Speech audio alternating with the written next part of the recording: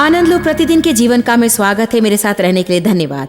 आज हम बातें कर रहे हैं मन पर, और मैं कहना चाहती हूँ कि सकारात्मक होना बहुत ही महत्वपूर्ण है।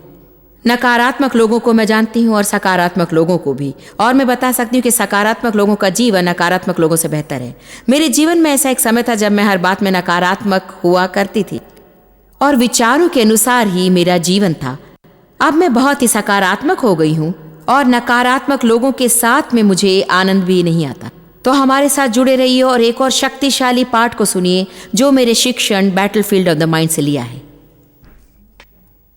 परमेश्वर सुखी नहीं होता जब कोई आपका फायदा उठाता है और वो मदद करना चाहता है, बदला देना चाहता है और आपके जीवन में मिरास लाना चाहता है, मगर नहीं ला सकता यदि आपकी मनोदशा बुरी है। किसी की समझ में आ रही है ये बात? पहली बात है कि आपको अपनी पीड़ा को एक बीज मानकर बोना पड़ेगा। आपके जीवन में फसल ला सकता है। इसीलिए तो प्रभु सदा हमसे पीड़ा देने वालों को क्षमा करवाना चाहता है। उन्हें क्षमा करना पीड़ा प्रभु को देना है।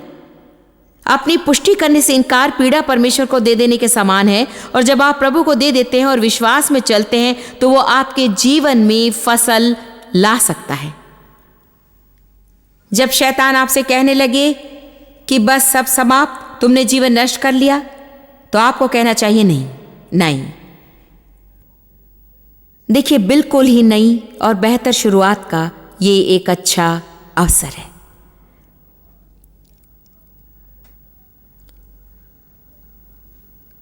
आज आपसे मेरा प्रश्न है, अपने लिए आप क्या देखते हैं?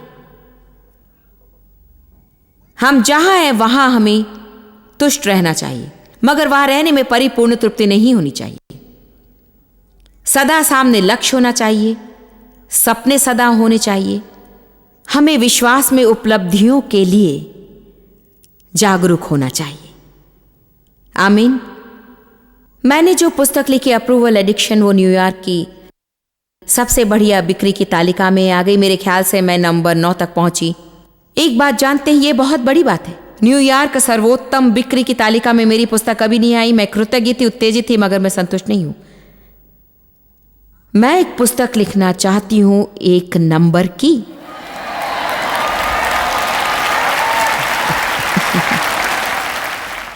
दो तिहाई संसार में हम टेलीविजन पर हैं ना रोबदार, इससे कौन संतुष्ट नहीं होगा। लेकिन मैं संसार भर में होना चाहती हूं 100%। इससे मुझे जीने का कारण मिलता है और इससे मुझे उठने का कारण मिलता है, प्रेरणा मिलती है, प्रोत्साहन मिलता है। ये मेरे भविष्य की मशाल है और आगे बढ़ने का घोतक है। मेरा भला इसी में है कि मेरी चाहत पूरी हो, चाहे आधी ही क्यों ना मिल जाए, बजाय इसके कि चाहत कुछ भी न हो और पूरी मिल जाए। बिना दूरदृष्टि के लोग मरते हैं। यूसुफ का एक सपना था। आप एक बात जानते हैं, उसके भाई घृणा करते थे क्योंकि उसका एक सपना था। जब आपके पास सपना है तो आपको समझना चाहिए कि शैतान सपना चोर है, जो सामने आ जाएगा और आपके सपने चुराएगा। ऐसी बातें आप पर हावी होंगी और आपको लगेगा बस खत्म हो गया, ऐसा कभी नहीं होगा, कोई मार्ग नहीं, ये फल नहीं देगा। आपको कहना चाहिए, ना कहो कि मार्ग नहीं है। मेरे पास मार्ग है जो कि मेरे भीतर जी रहा है और यीशु ही वो मार्ग है। कम ऑन, अपने मन में दृढ़ता लाइए, पवित्र आत्मा से परिपूर्ण मनोदशा लाइए और संसार की उस गंदी मनोदशा से पिंड छुड़ाइए जो जरा सी कठिनाई का सामना होते ही पीछे हटने लगती हैं। हालेलुया। इब्राहिम वो मनुष्य था जो ठगा सा गया। उसने अपने भतीजे लूत की मदद की, उसे कुछ प्राणी दिए और भी बहुत सी चीजें दी, एक मौका दिया। वे बढ़ते बढ़ते काफी समृद्ध हो गए और उनके पास इतने गाय बैल भेड़ बकरियां हो गई कि उनके यहाँ काफी घास न रही कि वे इकट्ठे रहे और चरवाहों में झगड़ा होने लगा। इब्राहिम धर्मपरायण था और झगड़ों की विपत्ति जानता था। उसने लूत से कहा, हम लोगों के बीच झगड़ा ना होने पाए। यरदन तराई का जो भी भाग तू चाहे ले ले और जो बचेगा मैं ले लूंगा। ये तो उसकी विनम्रता थी।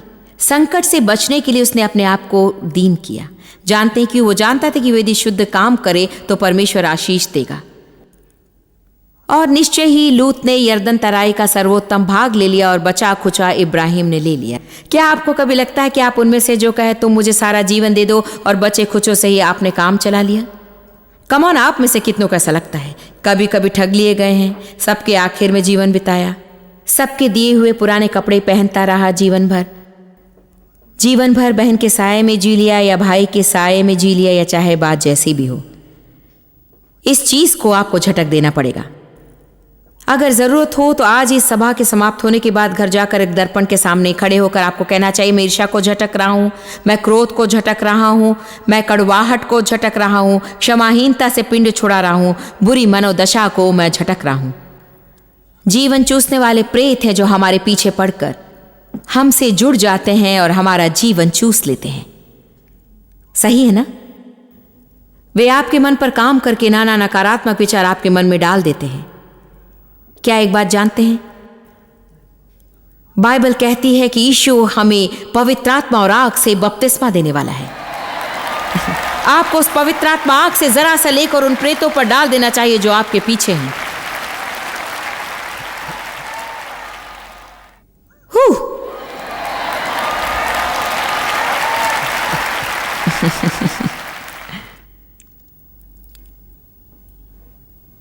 लूत के यरदन तराई का बढ़िया भाग ले लेने के बाद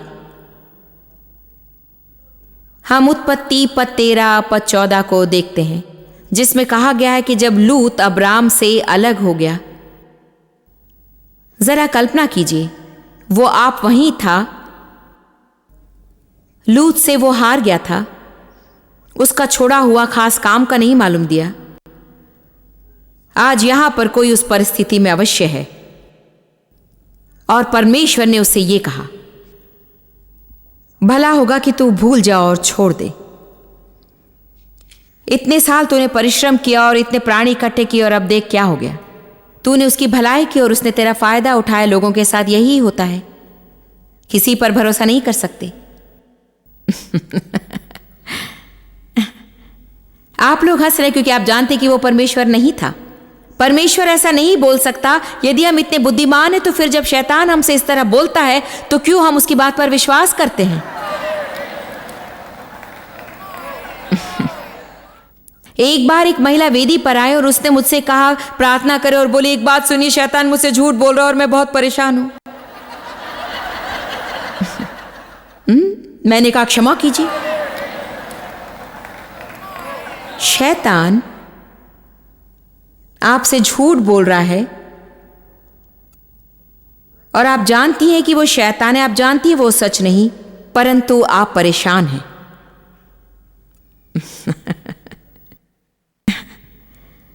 हाँ हाँ, पकड़ी गई क्यों, है ना?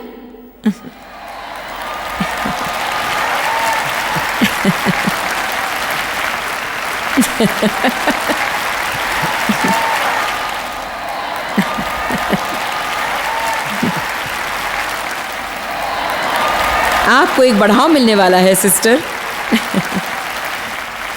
कैसी हंसी की बात है, जरा सोचिए। शैतान ने मुझसे कहा और शैतान मुझसे झूठ बोल रहा है और शैतान इन सब चीजों को मेरे मन में डाल रहा है।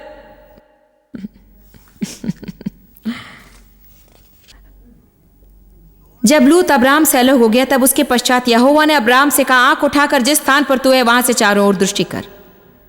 हाथ पर हाथ धरे जो है उसी की ओर देख मत। उसने कहा, उत्तर दक्षिण पूर्व पश्चिम की ओर देख। और अब ध्यान दीजिए, क्योंकि जितनी भूमि तुझे दिखाई देती है मैं तुझे दूंगा। आज आपसे मैं कहना चाहूंगी, इस समय आपके जीवन में जो भी कुछ चल रहा हो इससे कोई खास फर्क नहीं पड़ता, क्योंकि परमेश्वर के साथ आपका एक रौबदार भविष्य है। और मैं कह रही हूं कि अब आपके पास जो है या जो नहीं है उसकी ओर देखना छोड़िए, अपनी आंखें ऊपर उठाइए, प्रभु के नाम की दुहाई दीजिए और विश्वास के द्वारा जो भी आपको दिखाई दे परमेश्वर आपको अवश्य देगा।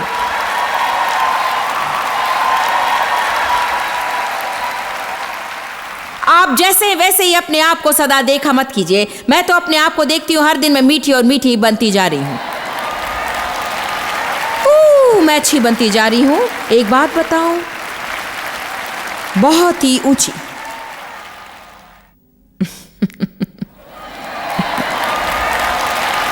उत्पत्ति 11:64 पर जाइए।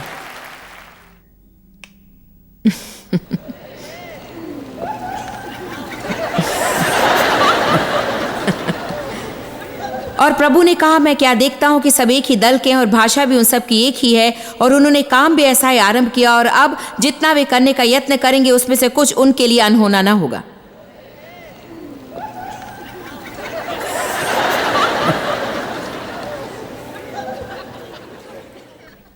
सकारात्मक होना इतना शक्तिशाली है कि प्रभु ने कहा, यदि विश्वास करो और अपने विश्वास को फैलाओ तो तुम जो भी सोचो वो तुम्हारे लिए असंभव ना होगा। आप कल्पना नहीं कर सकते कि जो मैं कर रही हूं वो कितना असंभव है।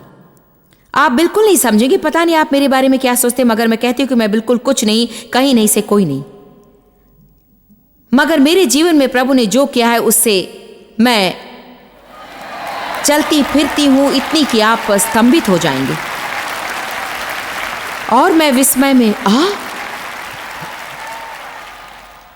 डूबी जाती हूं। बुरी मनोदशा ना अपनाइए। गिनती 14 पर जाइए। इस्राएलियों की इतनी बुरी मनोदशा थी, कितनी लज्जा की बात थी, क्योंकि वे 11 दिन में जंगल से बाहर आ सकते थे, मगर उन्होंने वहां 40 साल बिताए। मैं नहीं चाहती कि आपके साथ ऐसा हो। मैंने अपना समय इतना गंवाया और मैं नहीं चाहती कि आप अपना समय गंवाएं।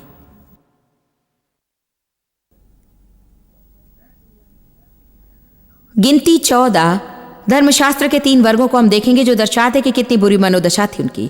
गिनती 14 2 से 3। सारे इस्राएली बुड़बुड़ाने लगे, उन्हें अपनी स्थिति से घृणा थी। मूसा और हारून पर दोष मढ़ते हुए, हाँ जरूर दोष तो सदा किसी और का था, जिनसे सारी मंडली ने कहा, भला होता कि हम मिस्र में ही मर गए होते, या भला होता कि हम इस जंगल में ही मर गए होते। यहोवा क्यों हमको, परमेश्वर का दोष है, यहोवा क्यों हमको उस देश में ले जाकर तलवार से मरवाना चाहता है? हमारी स्त्रियों और बाल बच्चे तो लूट में चले जाएंगे। क्या हमारे लिए अच्छा नहीं कि हम मिस्र देश को लौट जाएं? क्या कोई इस मनोदशा को पहचानता है? गिनती 20 पद 2 से 4 तक। दास्ता से छुटकारे का मार्ग सोचिए। दास्ता से मुक्ति का मार्ग आप सोच सकते हैं। आप बैठकर सोचिए कि मेरा एक भविष्य है, प्रभु के पास योजना है। मैं आज आपको प्रोत्साहित करना चाहती हूं। गिनती 20 पद 2 से 4। वहां मंडली के लोगों के लिए पानी ना मिला तो वे मूसा और हारून के विरुद्ध इकट्ठे हुए, और लोग ये कहकर मूसा से झगड़ने लगे कि भला होता कि हम उस समय ही मर गए होते जब हमारे भाई यहोवा के सामने मर गए, और तुम यहोवा की मंडली को इस जंगल में क्यों ले आए हो कि हम अपने पशुओं समेत यहां मर जाएं।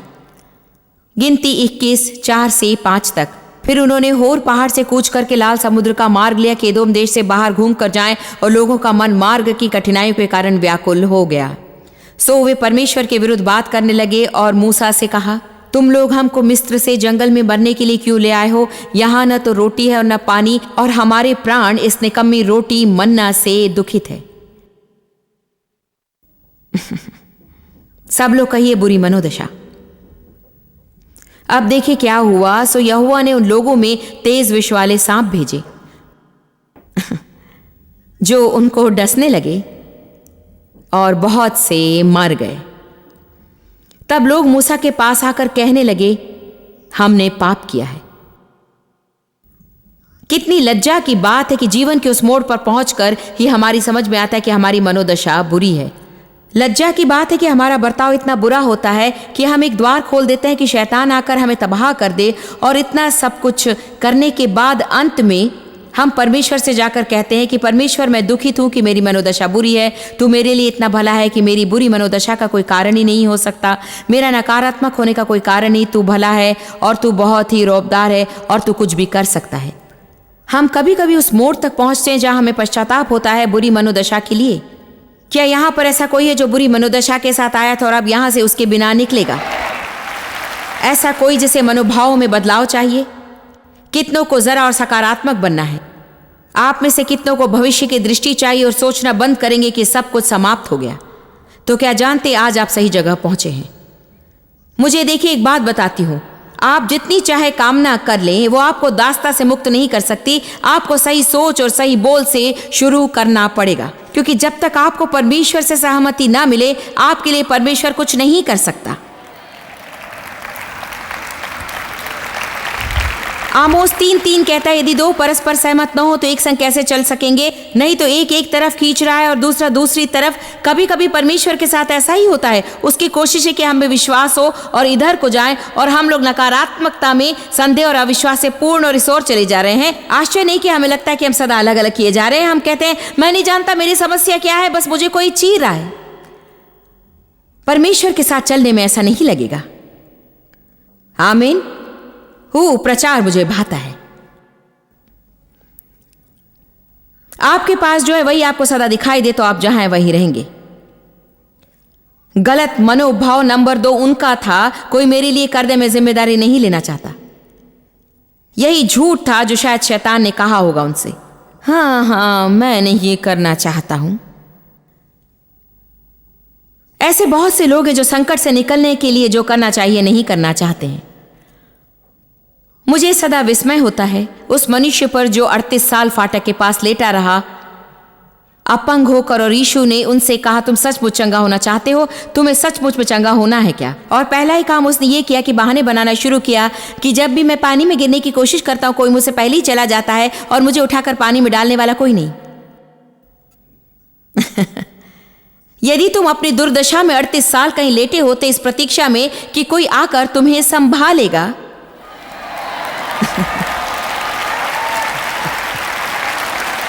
मैं अपने पर अफसोस करती रह सकती थी 100 साल तक, क्योंकि बचपन में मेरे साथ दुर्व्यवहार हुआ था और इससे मुझे आज से भला जीवन कभी ना मिला होता। मेरी बात सुनी, अपने पिता से घृणा की होती और अपने रिश्तेदारों से मैंने घृणा की होती और उन सब से भी जिन्होंने मेरी मदद नहीं की, और मैं कटुता और घृणा से परिपूर्ण रहती और रही भी कई साल तक, और मैं कमबख्त जंगल में फंसी रही। मैं मसीही थी, मैंने यीशु को उद्धारक माना था और मेरे ख्याल से मरने के बाद मैं स्वर्ग भी गई होती क्योंकि मुझे प्रभु से प्रेम था, मगर मुझे जय कभी न मिली क्योंकि मेरी मनोदशा बुरी थी। ये शैतान के कारण नहीं था, इसका कारण था मेरी बुरी मनोदशा और मेरा गलत मनोभाव।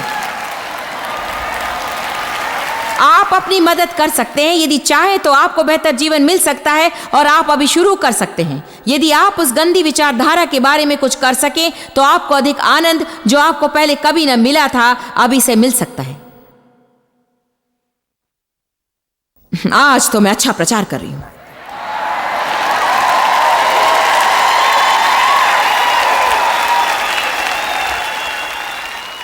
कहिए, मैं कुछ कर सकता हूं अपनी दुर्दशा के लिए।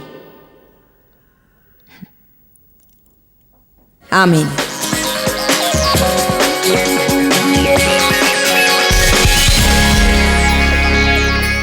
बाइबल कहती है रोमियो 3 में कि हम सब ने पाप किया है और परमेश्वर की महिमा से रहित हैं। मगर अगला पद सचमुच सुसमाचार है। कहता है, इसलिए सब परमेश्वर से सही किए जा सकते हैं यीशु मसीह में विश्वास द्वारा।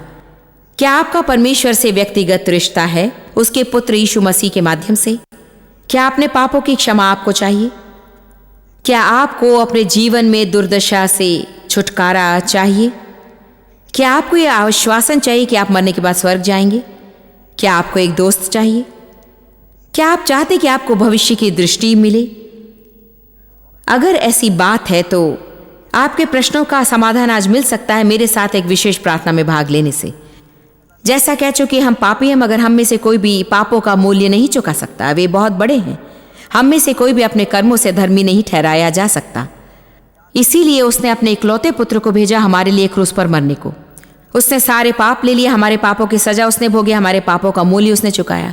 वो मर गया, वो 3 दिन एक कब्र में था, मगर पिता की महिमामयी शक्ति द्वारा वो मरे हुओं में से जिलाया गया और अब वो परमेश्वर के दाहिने बैठा है और वो आपके भीतर भी वास करना चाहता है अपने पवित्र आत्मा की शक्ति के माध्यम से। यदि आपको विश्वास है कि परमेश्वर सच्चा है और उसे आपसे प्रेम है और आपके लिए मरने को अपने पुत्र को भेजा और आप यीशु मसीह को अपना उद्धारक मानकर ग्रहण करने को तैयार हैं और यीशु में एक नया जीव बनने को, तो मेरे साथ इसी समय इस प्रार्थना में भाग लीजिए। मैं चाहती हूँ कि आप उच्च स्वर में प्रार्थना करें, क्योंकि आज आप पाबंद रहे हैं और जीवन भर रहेंगे। कहिए, पिता परमेश्वर तुझसे प्रेम है। यीशु, तुझ में विश्वास है, विश्वास है तू मेरे लिए मरा, विश्वास है तूने मेरे लिए लहू बहाया, विश्वास है कि मैं जिस सजा के योग्य था तूने उसे ले लिया। मैं पापी हूं, इसी समय मेरे पापों को क्षमा कर। मुझे प्रभु एक नया जीवन दे। मैं मसीही होना चाहता हूं। यीशु, अभी तुझे ग्रहण करता हूं। मैं तेरे लिए जीऊंगा। मुझे क्षमा करने के लिए और नया जीवन देने के लिए तेरा धन्यवाद। आमीन। प्रभु आशीष दे।